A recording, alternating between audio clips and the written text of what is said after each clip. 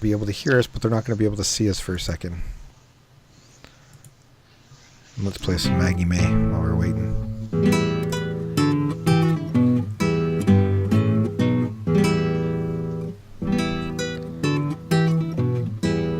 We're going to say goodbye to Maggie May. Bye, Maggie May. We're going to pull up our notes, and we're going to say good evening. Welcome to the second official RPG Live podcast. Thanks for stopping by. Tonight, we have with us, on the right-hand side, Miss Kensington, which is the guy waving, and BeNonsense.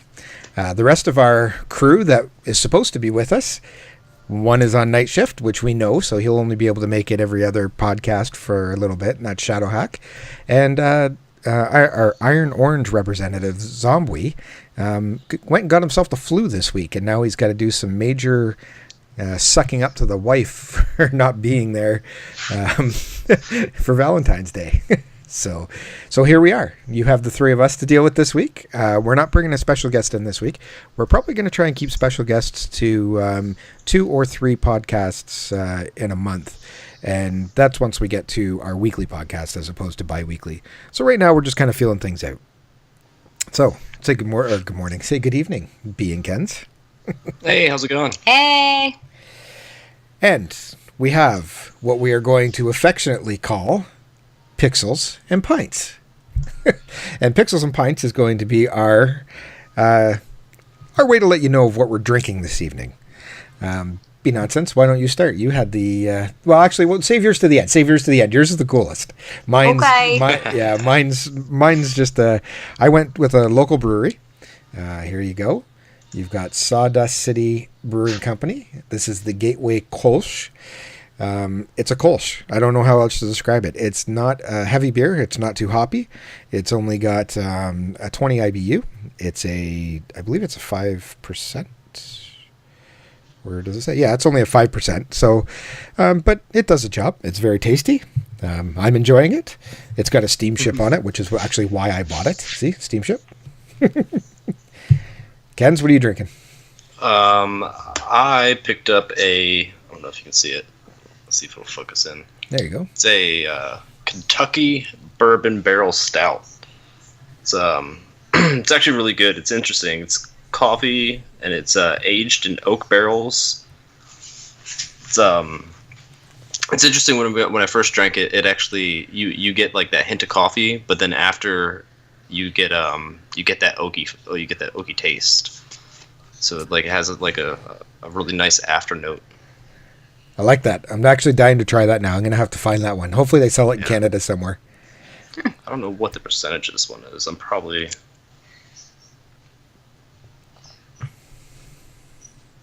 That's all good. Mine has that.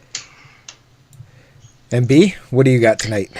I am drinking, I'm a big fan of this brewery. It's Brooklyn Brewery. It's super yummy.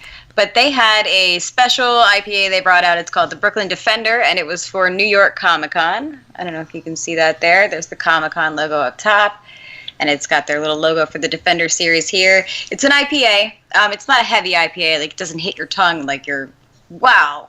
Like a lot of IPAs do. It's really smooth. It's really yummy. 6.7%, so not too high. Safe to drink. 6.7%? That's more what than it mine. How many of those are you going to make it through?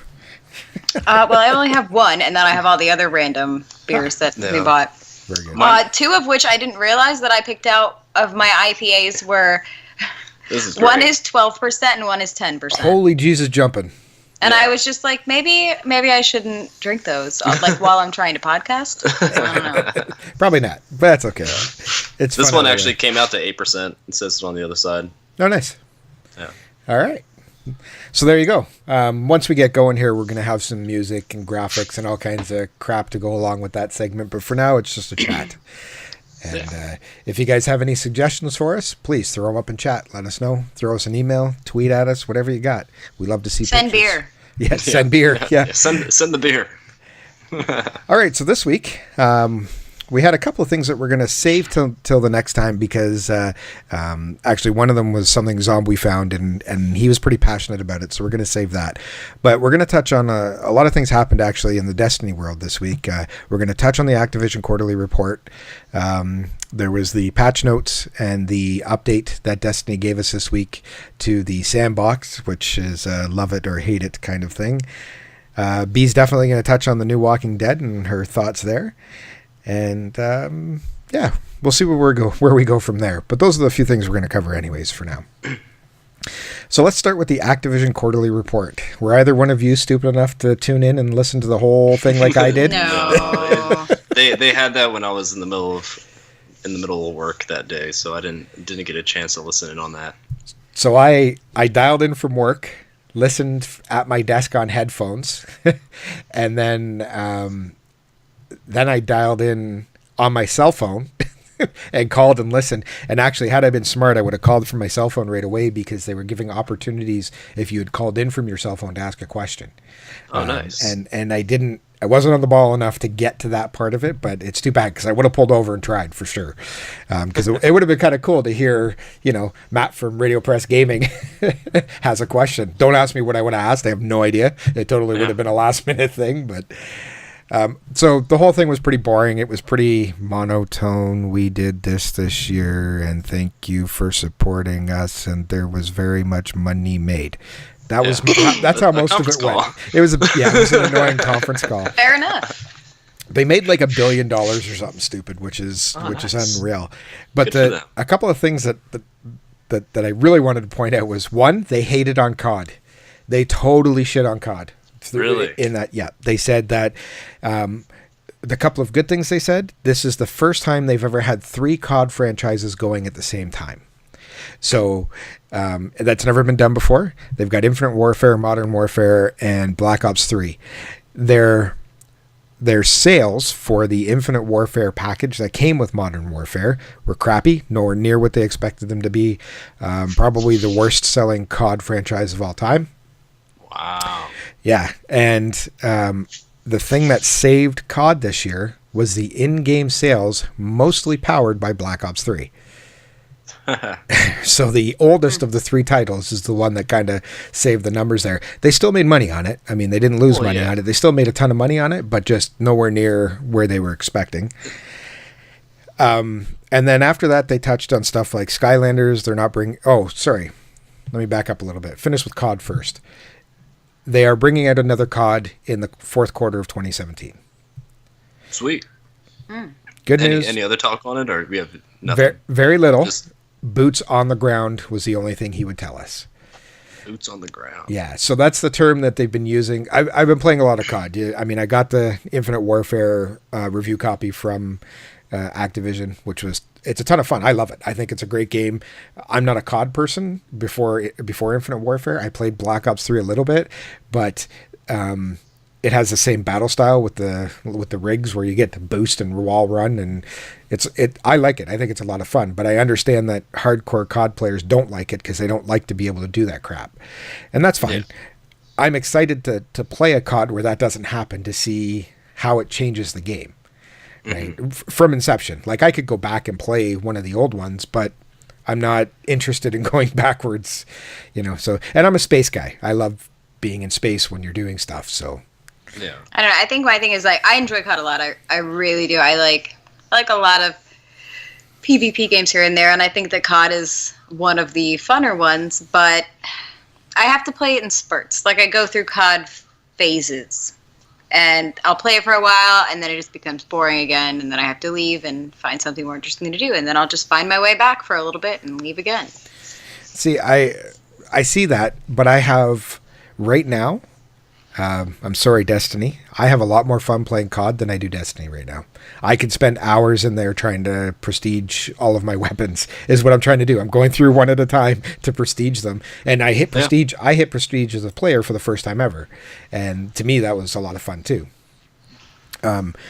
So anyway, so they are putting a boots on the ground version of COD it's already in development, and it will be released sometime in Q4, which could be the end of 2017, beginning of 18, depending on where their year ends. But I'm going to say it ends somewhere in January.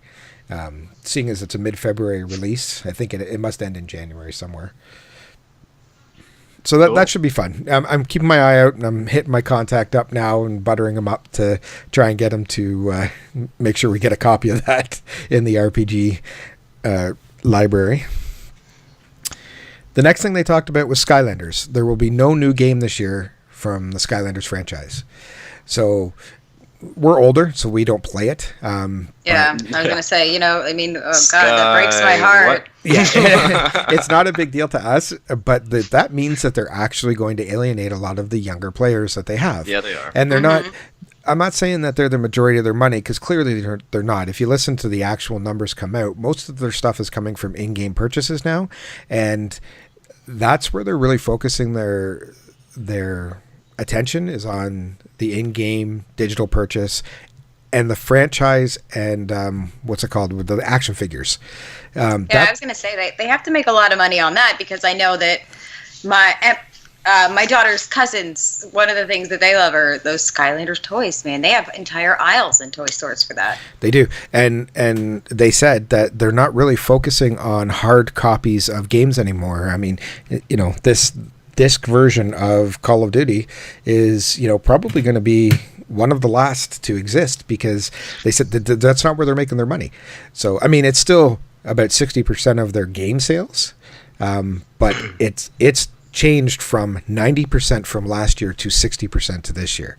So they're expecting that trend to keep going to the point where they may not produce physical discs anymore.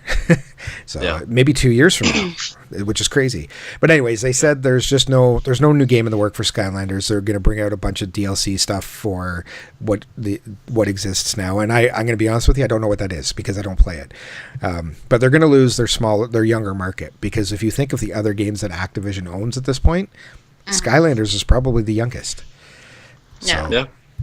But anyway, so not a big deal for us. And then they went into Destiny 2. They actually didn't go into Destiny 2 specifically. They said the Destiny franchise. They guaranteed a fall release of Destiny 2. A few of the notable things that he said about Destiny 2, they concentrated on story. That the story of Destiny 2 was the main concentration of the game. The cinematics and the cast is going to be star-studded. And that they've tried to morph the game so that the casual player can have more fun. So without sacrificing what the hardcore players like about the game. Yeah. How you do that, I have no idea. I really don't, because I've got 3,000 hours into Destiny, I think. That's pretty hardcore. Yeah. I don't know. I think and those are some of the things that have turned me off from Destiny recently is it nice for you to be able to go in as a casual player that maybe doesn't have a group that you play with and just casually play the game? Sure, but man, sometimes I miss when you actually had to grind for something, and being that it's so playable for casual players now, it is kind of a turnoff to the major audience that wants to have a game that they can put time and effort into, and something that they can play and will be playable for a long time, because they always have something that they're trying to get. But if everything is so accessible for the casual player, that means it's going to be easy for the hardcore player to get it in 24 48 hours. They're just like, okay, done. And it takes away the playability to me. It does. I'm hoping, my hope is that, okay, they want the casuals back, that's fine, so they're going to give them an avenue to get to a certain level. Okay, so right now, let's say the light level's 400. That's where everybody can get to, is 400. I'm hoping what they do is say, okay, that's the level that you need to do all of this stuff. But hey, you hardcore dumbasses over there, here's the stuff that goes to 420. Now this, you need to be hardcore to get to, which is the hard mode of the raid. Instead of making it accessible to everyone, you know what? You really got to grind to get there. And I'm hoping, that's what I'm hoping. I'm hoping they just say, okay, here's the cap for Joe Blow and all of his freaking friends, and here's where you get when you're Triple Wreck or Broman or Gothalion. Like, here you go, guys. This is going to take you a lot more hours to get to. Yeah. So, and they're talking about a more intricate weapon system, and what was the other thing he said? I think that's about it. They didn't give too much away. He did say that Bungie is going to look after the entire release. That Activision has nothing to do, or not nothing, but very little to do with the planning of how they're releasing it, the streams, all of that stuff that Bungie's been doing. Okay. It's all in their hands. Yeah. Yeah. Now, did they touch at all on what other studios are collaborating with them on it? Because I know at one point there was talks about how there was other studios that were helping them design things. So no, they did not say anything about that. Okay. Most of what I have learned in the last, I don't know, let's say 3 months about the other studios is that stuff is in game now. Okay. So okay. the Dawning things that they already implemented a little bit. Yeah. So the Dawning that just went by, all of that new armor that was designed for the Dawning was done by an outside studio. Okay. Yeah. So they didn't say anything about that. They actually said very little. They actually said very little about the actual in-game, like what's going to happen with the game. I'm hoping, mainly because I'm hoping to get to E3, I'm hoping that's where they release it. Yeah.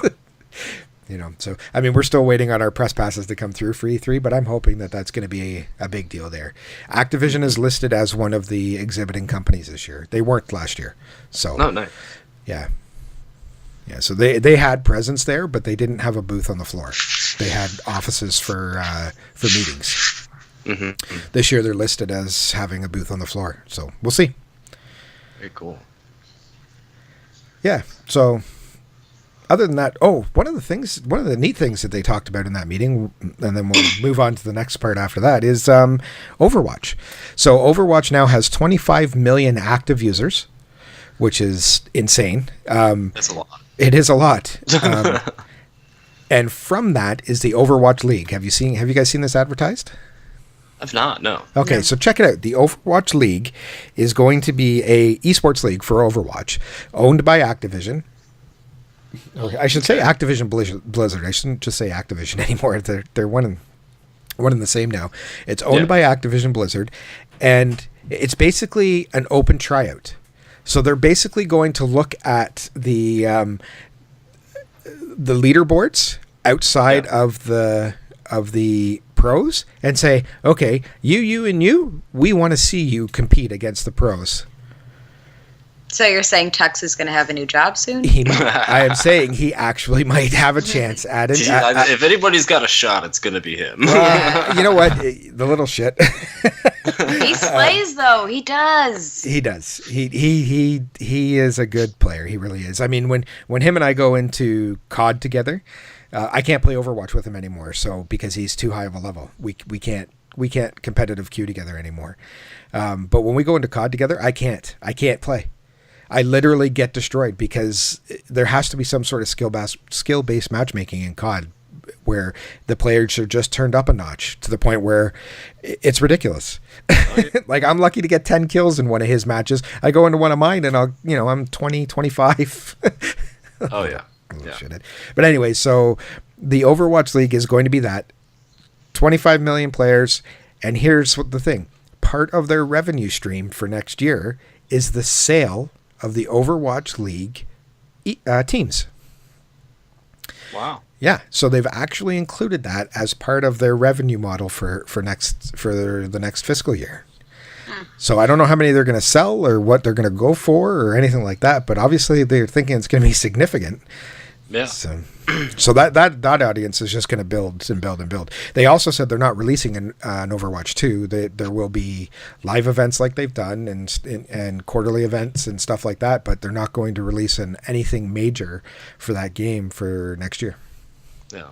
I gotta say that their live events have been a blast. Yeah, I really enjoy them. We don't get to play like them like the entire time. Like, we're not like sitting down, tearing hours into it, but we make sure that we sit down and see what they got going on, and they've actually been really, really nice. Like, compared to other games that do live events and stuff like that, I think Overwatch really, really found out where the sweet spot was. I agree. They've done a great job with it. I don't know how long it's going to last, but hey, it's there. Yeah. I don't know, and I think Overwatch is just a lot of fun in general. It's not I mean, when you get into competitive and higher level competitive, it can get a little bit more sweaty, but I mean, it's still fun to just go casually play regular Overwatch. So. Okay, so just checking something here. Oh, we're good. Okay. All right. Sorry. Just checking some tech stuff. All right, so let's move on. That's the Activision. It was neat. I will do it again. And if I can find more to do it with, I will definitely try and tune into those more, because as boring as the numbers were, it was neat to hear them talk about a little bit about what was coming up. So I enjoyed it, and I know it's stupid, and if you had listened to it, you would have laughed. Like, how can you be smiling at this stuff? You know, at one point, one of the guys in the office is like, "What are you listening to?" And I'm like, "Oh, just a quarterly report." And he's like, "Why are you smiling?" And I'm like, "Well, just never mind." I can't even explain it. It was just fun. It was neat. It made me feel like a real reporter. And then you hear people like a guy from People magazine asking questions and stuff like that. It was cool. Yeah. All right, I'm going to shut up for a minute and let Miss BeNonsense take over the show here with her Walking Dead update. Oh, Walking Dead. You know, I got to say, you know, I normally read all the Walking Dead articles for the site, and I try to keep up with them pretty consistently, weekly or every other week if I can, just depending on what was going on that week and how well I could really give it a breakdown myself. I got to say, you know, the first half of this season, I wrote a couple articles. And then I felt like it was a lull. Like, things were happening, people were dying, sure. But it just felt very, I don't know. It just got very monotone there for the last, 3 episodes or so of the first half. But I really feel like they're coming back with a bang, honestly. I mean, I'm looking forward to it, you know, so no spoiler alerts here. You know, plug your ears, Matt, but, Daryl came back. He's not with Negan anymore, so that's good. And I guess they're going to hide him out at the Kingdom, which is really cool. I'm excited for a little bit more involvement with Ezekiel. He's very interesting, and I really like the relationship that they're giving Carol and him together. But definitely, if you did not see last Sunday's episode, I have to tell you that the best massive Walker kill easily, in my opinion, out of all the seasons happened in that episode. I mean, it was just like it was pretty incredible. I was so giddy. It was amazing. They had these 2 cars, and there was a wire tied between these 2 cars, and it was Michonne driving and Rick driving, and they just slaughtered this herd, just basically sliced them in half with this wire. It was, I mean, if you didn't see it, I was like a giddy squirrel girl. I was clapping on my couch in excitement. But I mean, it's starting to beef back up. They're ready for war. And I mean, I guess the only major thing that you would need to know from last week's episode would probably be that, hey, go figure, Rick and a couple of his buddies got captured again by a new group that you have not met yet. So that's going to be fun. Are you kidding me? No. That dude needs to just go into a house and stay there. Right? In the last episode I watched, I had just met the eccentric dude who isn't so eccentric, the guy with the tiger. What the hell's his name? Ezekiel. That guy, yeah. And Carol, at the end of the episode, Carol moved into a house. Mm-hmm. Yeah. That was the last episode I saw. So, and I think this new group is going to be good because as they're going to war, what you might have missed is that Rick went to Ezekiel to ask for his help because he does have the numbers. The Kingdom is really a massive place. They have a lot of people. Not all of them are fighters. So they were just hoping to kind of do what they do where they go into a new community and they're just like, hey, we're badasses. We can train you to be badasses too. Do you want to do this together? And Ezekiel was not having that because he wants peace in his kingdom. Oh. So basically, he offered Daryl, hiding as part of the deal with Rick and said that he wasn't going to go to battle with him. And when Rick got captured by this other group, they basically said to Rick in the end of this episode, do you want to buy your life back? And Rick said, we can't because our lives, he said something along the lines of his lives don't belong to them. His life belongs to Negan. So there was nothing they could do about it. So we're thinking he's going to team up with this new group. Negan? Isn't that the dude with Lucille, the bat? Yeah. But, okay, well, whatever. I got to watch it. Negan owns them. Negan owns the Hilltop. He owns Alexandra. and he owns the kingdom, and that's where he gets all his resources from. He owns three the places. kingdom too.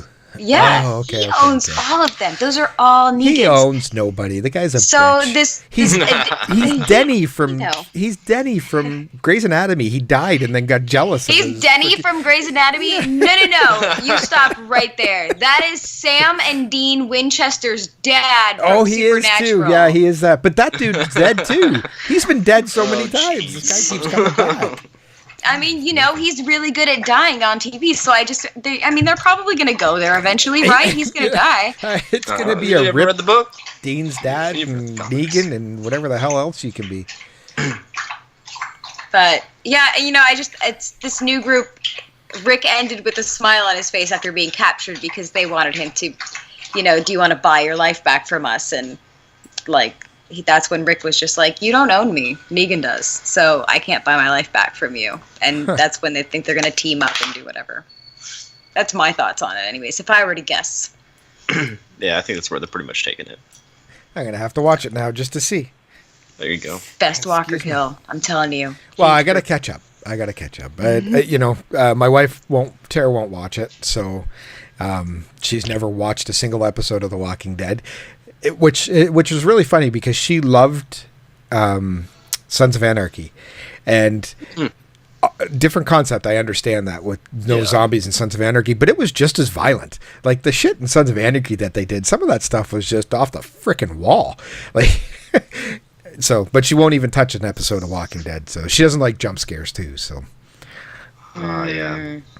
Our daughter loves it. That sounds really horrible that I let my 3-year-old watch Walking Dead, but I'm telling you, this kid has loved zombies since she could make a noise. She used to just make zombie noises when she first figured out how to make sounds and stuff. Yeah, it's her favorite thing to do. So, all right. Well, there you go. That's crazy. I don't know what to say about that. It's crazy to me. So, lots going on. I mean, I don't like to spoil it all in one chat, so. It's all good. All right, we'll move on. What games have you guys been playing? What have we been playing? We've been playing Overwatch. Playing Overwatch. Titanfall 2. How is that? I don't have it. Josh Tux did the open beta for it. And I think he kind of liked it, but he kind of grew tired of it real quick. So for me, I felt like it was a little rough at first. When I played the open beta, I was just like, what am I doing? What does this do? How does this work? But after having the actual full game and playing through the campaign and knowing what all of my different Titan options are and what I can do with all of them, because you learn that along the way. Once you know how to do all that stuff and know how to you use your grappling hook and do all the things that you can do, it becomes a lot more fun. And now we played PvP for 10 hours that one day with India for his charity stream. Yeah, we were just playing Titanfall all day. And then, of course, we've been playing Overwatch and Killing Floor. I love Killing Floor. It's a game I've never touched as well. It's a lot of fun.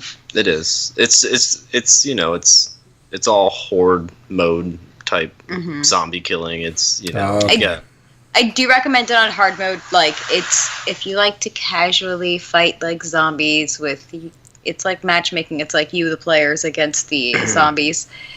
And the waves kind of come the same all the time. And so on normal mode, if you just want a casual gaming, go kill zombies, get points, do whatever, great.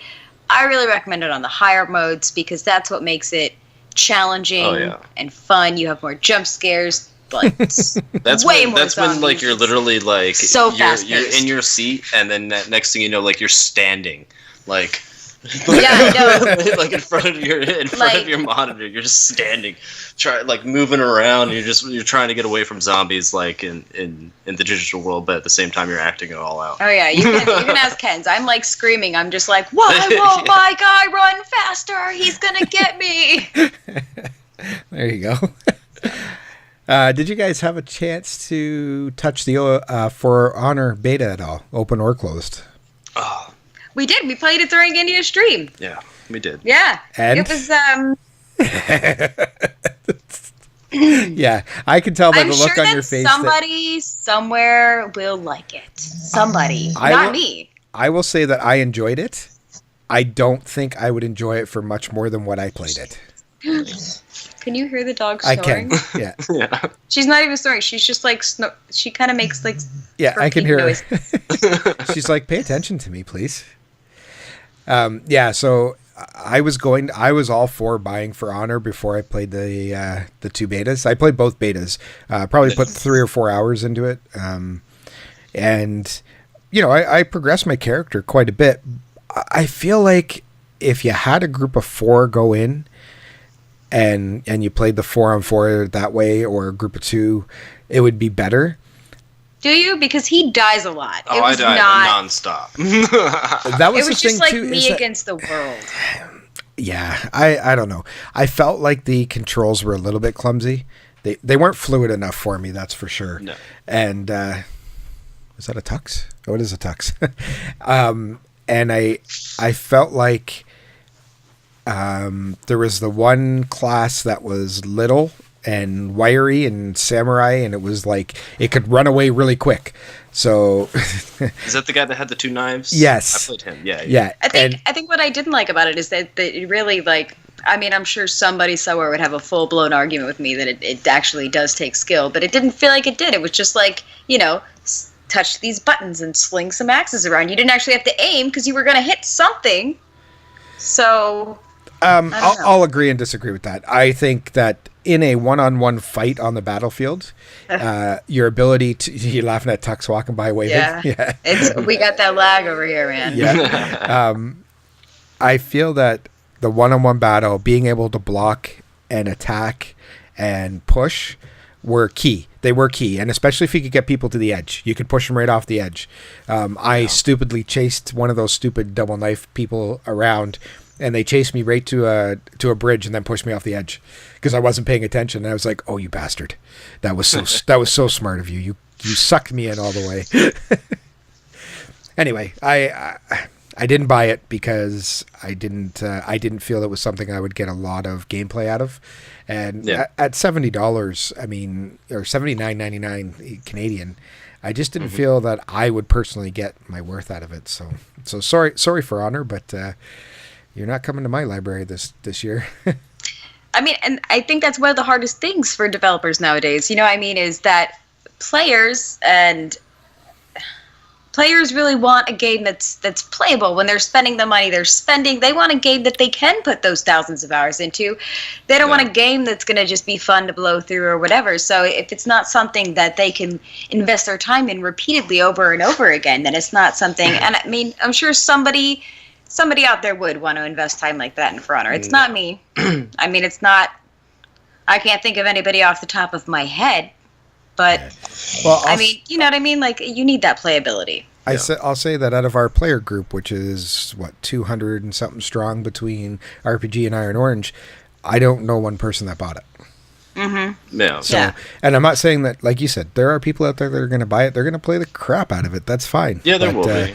It's just not for our player group, so. Yeah.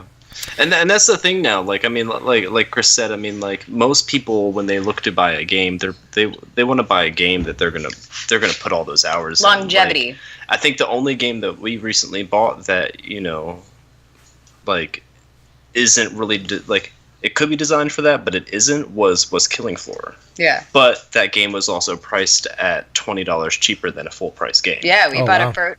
Yeah. No, it was $40. What is it? $40 full price, and then we ended up buying it on sale for like.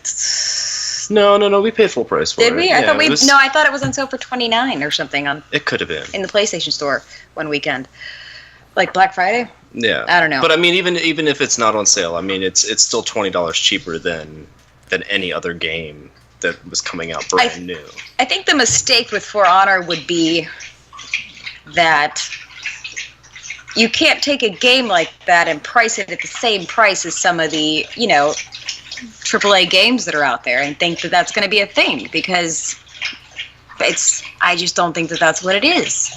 Yeah, I mean, apparently the campaign mode is very good as well. So I don't know. I just, you know what?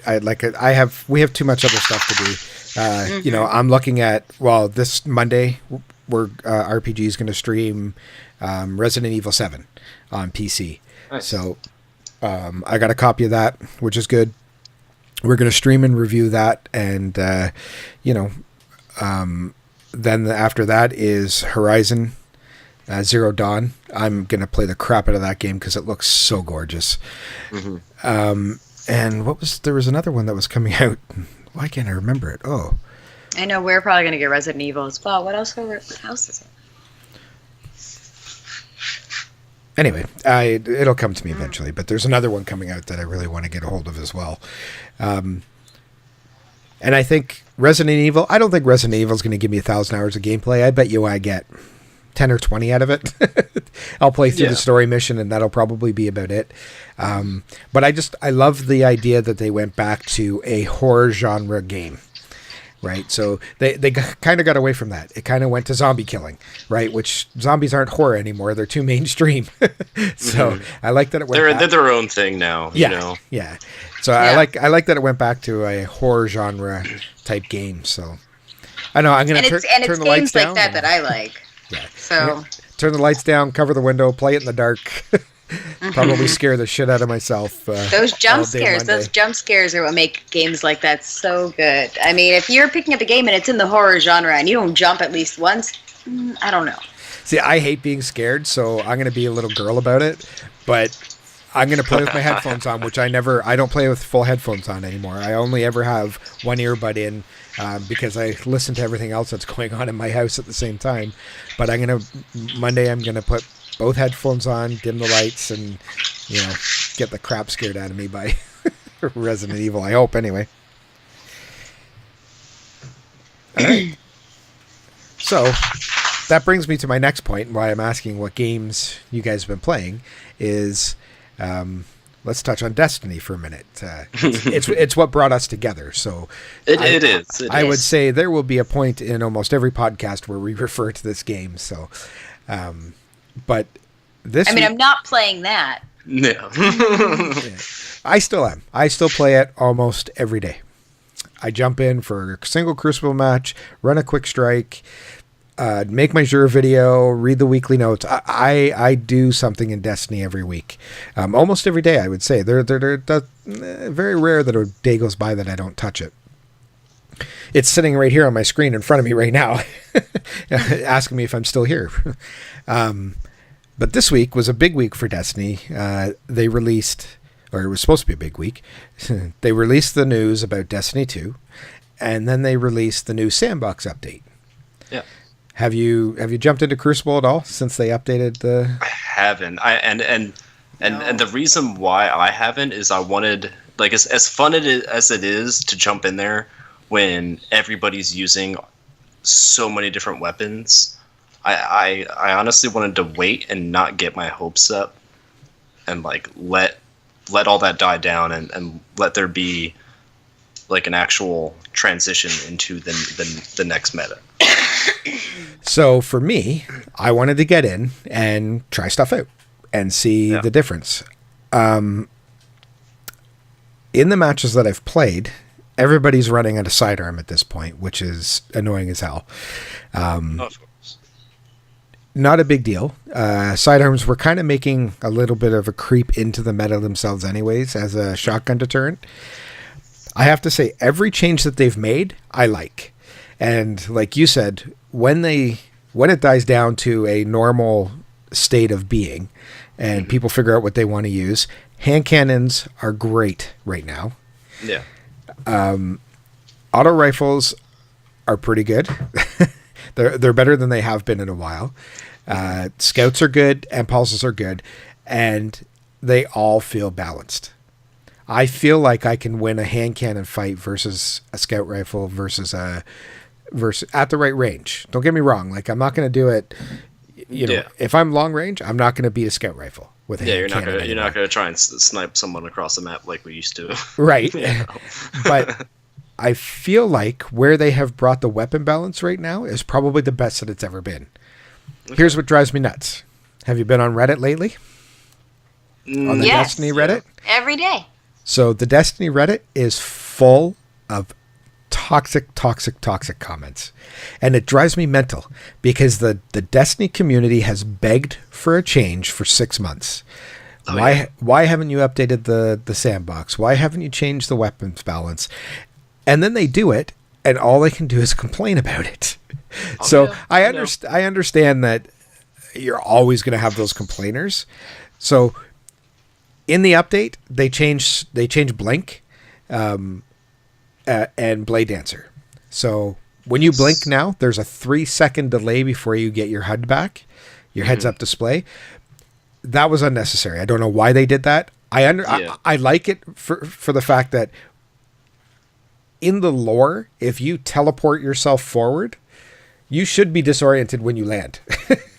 But I don't think 3 seconds. I don't think 3 seconds is necessary. I think 1 or 1.5 seconds would have been fine, and just enough to create like a slight little, glitch. Yeah. Almost. Well, yeah. I mean, think about it. If a human glitches forward, they should be disoriented for half a second. That I get. I understand that. I think they went a little overboard with the 3 seconds or whatever. It's like 2.4 seconds or something stupid. And then the other thing was they and I agree with this change. When you're using a Blade Dancer now and you're using Hungering Blade, when you get the kill, it only restores a portion of your health and your shield. But the amount that it restores is a fixed amount now.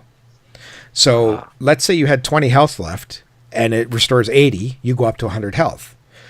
Okay. Let's say, and if you had 50 health left and it restores 80, you would get that 50 health back and 30 shield.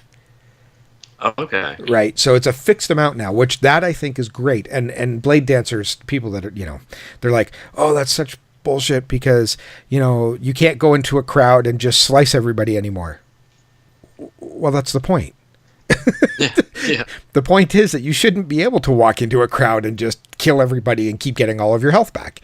If I'm shotgunning you in the back while you're killing my teammate, I should be able to kill you. Yeah. So. No, absolutely. And so you get the haters out there, which is fine. I mean, they're haters. They hate. That's what they're going to do. Now, unfortunately, what they did was when they changed that mechanic in the game, they changed every mechanic that gave you your health back. Red Death, Lifesteal, the Titan, when you pop a Titan bubble, all of that stuff has been affected. And people are just off the charts about it. And here's the thing. We've been screaming for transparency for 2 years from Bungie. So they're transparent. They said, hey guys, we accidentally did this. We're going to fix it. Don't worry. But we're not going to fix it right now. We wanted to get the patch out to you first. And then the community went berserk. And I'm like, well, they're never going to tell us anything ever again. Yeah. I mean, but that's just kind of like, as great, as amazing as the Destiny community is. I mean, we've made a lot of friends. We've met each other. We've met a lot of groups, things like that. I think that's almost where I feel like sometimes Bungie went wrong. Is like they wanted to be close with their community. They wanted to hear everything you had to say, but they listened to all this bitching and whining so much that everything just is always an extreme. There's no happy medium now because everybody just whines to the point where they think it's such a horrible thing that they just like nerf something to hell or buff something to hell. And it's just, I know that they have their own reasons for doing certain things and their own adjustments for certain things that they see that they want to improve with the game that they've invested their time in, and it's their passion. But I feel like sometimes the crap they do is just coming from these whiny people. Yeah, I can see that. I mean, right now, I think they've returned Crucible to a very good spot. They've made their tweaks. They've gone up, they've gone down. They've adjusted here, there, and everywhere. I think it's good now. But here's the other thing. Destiny 1 is done. Mm-hmm. Yeah. It's finished. It's not finished to the point of nobody's playing it because there's still roughly 10 million people playing it. But the live, what do they call it? The live team is the only team working on Destiny 1 now. Yes. The rest of the company, the entire rest of the company is working on Destiny 2. So they really don't care about, they do care about it, but at the same time they don't, because they're done making money off of Destiny 1. Microtransactions for Destiny 1 are probably nothing when it comes to their revenue stream. And, it's probably barely paying the bills at this point, I would say. Yeah. Which, as uninterested as I have been in Destiny recently, and, well, excuse me. Well, I've had other games that I prefer to play. I'm still super excited for Destiny 2. Yeah, me too. I'm stoked. I can't wait to see. I wish they would give us an Easter egg somewhere. I wish they would just throw something to us and say, a piece of art. Here, guys. This is that's just what I need is for you and my husband to spend like 12 hours one day on Destiny code again in a chat forum somewhere. Well, that was fun. I don't know. I've always been a sucker for Destiny Year One. I mean, I think back then, like, and it could be how it is now. I mean, there was balance and unbalance. I mean, you like, yes, Thorn was broken. I mean, I even made a comment on Reddit the other day, like, where do I sign the petition for Year One? And this is somebody was just like, oh, you want Thorn back? And I was like, okay, if that's your only complaint, yeah, that's not true. bad, Yeah. But I think when it came to all of that, it was more along the lines of primaries could compete. And I think that's where we got away from for like this long stretch. Yeah. Was you're instantly like only using half of your arsenal at that point. Yeah. And they did, this new patch changes that. It really does. Every time. I mean, I will probably get in there and play it. Yeah. I mean, it's true. But I wanted like the craziness to settle down before I got in there, and I really wanted to see like what people are using, not to like just jump into a new meta, but like to... I don't know why you would want to miss the craziness. The craziness is the best part. Right after an update, it is. Right after an update, like, when all these gets me so excited, and then I'm just let down. All like these a week metas later. just don't know what to do with themselves. They're just like running in circles. Like they might as well be a hamster stuck on a wheel. They don't know what the hell to do because all they've had is this meta for so long, and it's hysterical. Not saying that they're not amazing at other things. There are other weapons that when their meta goes, they can be good at it. But it's for those first like few hours after an update that, that for us, it's the end half of our day because of the Pacific time thing. It is hysterical to just jump in Crucible and watch the fails. It's when I rip out the Vision of Confluence and I cross my fingers hoping it's like good again.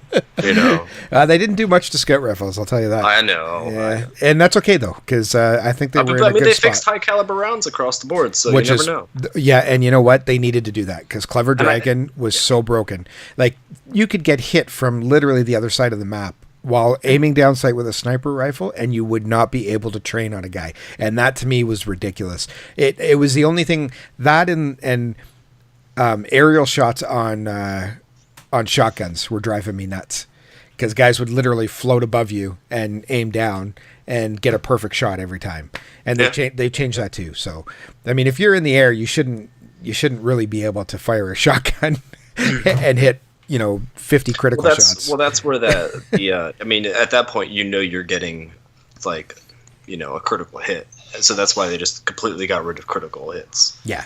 In the air with the shotgun. Yeah. I mean, I like it. And the fact that you lose your special ammo when you die, that to me, it is really, it's game changing because it forced me to use a sidearm so that I had something else to use sometimes.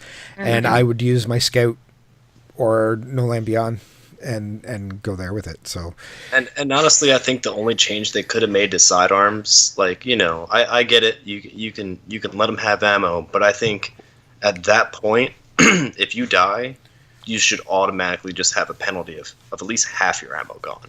I think the special should be across the board when you die. I don't think sidearms should be able to keep it. It forces everybody to use sidearms. Yeah. Right. The exact. But then thing, at that point, I think if you're going to do that, there needs to be at least a gun in every single class that can regen. You need a fusion and you need a sidearm. You already got shotgun and sniper. If you fix that, then yes, absolutely. Yeah. I just can't stand the fact that like the very thing they were trying to stop people from doing, which was go to a particular weapon type all the time, is exactly what they created by leaving sidearms with their ammo. Yeah. So, but whatever. It. I mean, they forced it just like they did in Trials with Icebreaker. When Trials was first a thing, people, when they first, took away the special right away. Yeah. That's what they did. They say that they want to, have everybody to use all their weapons and not force a specific mate or anything like that. But when they do things like that, that's exactly what they force. And So one more point, and probably the last point about Destiny that I want to bring up is the stream. Did you guys get a chance to tune into the stream at all? Probably not, because you guys are at work. No. Yeah. Wow. I work in IT, so I'm able to sneak in moments of being able to watch things. Did you? Good for you. Yeah. So I was shopping on Amazon all day. They literally, the Reddit community went absolutely crazy about the fact that the guys who created the game can't play the game. Right. So Yes. I'm like, why? Okay, so who cares? So they can't play the game. Very good. Then they went off on a tangent that they said, if they can't play the game, how can they adjust the meta? Now, I know from talking to a few of the higher level PvP players, and they're 1%ers, and I can't say who they are as to protect their NDA status. I will tell you that they 100% playtest their new builds all the time. They are constantly giving out their private builds to the 1%ers to try. So for those of you out there who think that they don't deal with the 1%ers before they release a patch, think again. They're not stupid. These are the people who brought us Halo. They have been through this once before. They know what they're doing. You think because the 6 guys that were playing a private match at the Bungie studio don't know how to play the game as well as you do, they don't know what they're doing. And to me, I don't understand how any population can possibly imagine that be true. Yeah. And it drives me nuts I read so many comments on Reddit, and I was just like, you guys are nuts. Like, they didn't forget everything they did 8 years ago, or however many years ago it was when they released Halo. They went through all of this already. Mm-hmm. And honestly, the only thing that's different, really, you still have the feel and everything, but the only thing that is different is that they're using a new engine. Yeah. And is it the best engine out there? Probably not. But at the same time, you sit down and you play Destiny. You are sitting down and playing a Bungie title. Yep. It feels and plays exactly like every other game that they've ever developed. Yes, and the only thing I will say is this is the best one so far. For me, the way this game feels, there is not another game out there, Bungie title or not, that feels this way. I've picked up several first-person shooters, and the only one that even comes close to it for me is Overwatch. Mm-hmm. No, I can agree with that. I think Overwatch has a really good balance as well. Yeah. It's not the same as you're right. When you go out and you pick up other games and you think, hey, I like Destiny, I'd probably like this in other games, and you go to pick up those other games, it doesn't necessarily mean you will, because it's really not, it's not comparable. It's not comparable for me either.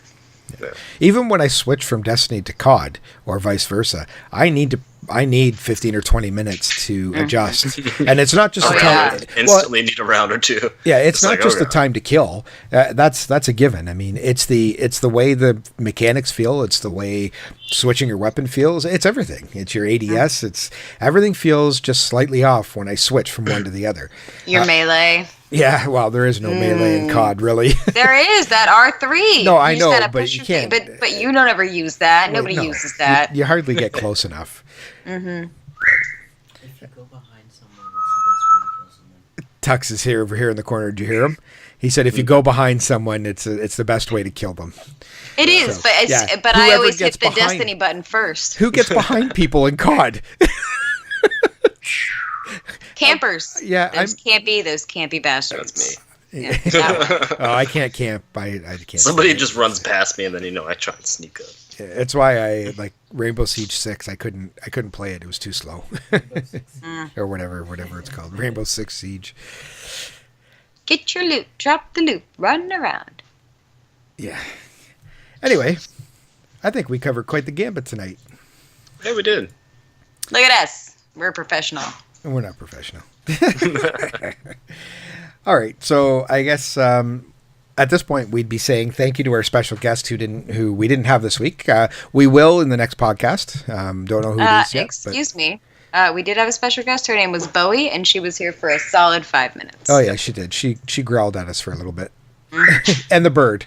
What's the bird's name? What's Bronco?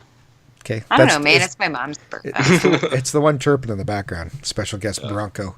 All right, so note to self: tune the background noise down on the mic. Got it. Anyway, so we touched on all of our points from our notes here. We got to do our pixels and pints, which we'll get some graphics going for hopefully the next podcast. We're going to find us a special guest. We're going to, in the future, we're going to try and do once a month or once every 4 podcasts, whatever that happens to be. We're going to try and find an indie studio to bring on and have some fun with and have their game and see if we can't get some exposure for them in the gaming world that we belong to. And on top of all of that, we're going to end with a goodbye from everybody and some housekeeping items. Stop by RadioPressGaming.com. We post a lot of stuff there. We try and get an article up daily if there's something worth posting. Check out our YouTube channel. You can find us at youtube.com/RadioPressGaming. Our Twitter is RadioPressGames. And I think that's it. Oh, our Instagram, RadioPressGaming. And just check us out. Throw us a like if you can. Yeah. Because we appreciate it. Every little like and follow and subscribe helps us to know that the community is listening to us and that we're doing this for a reason. So from myself, have a good evening. Thanks for stopping by. All right. Thank you very much, everyone. Later.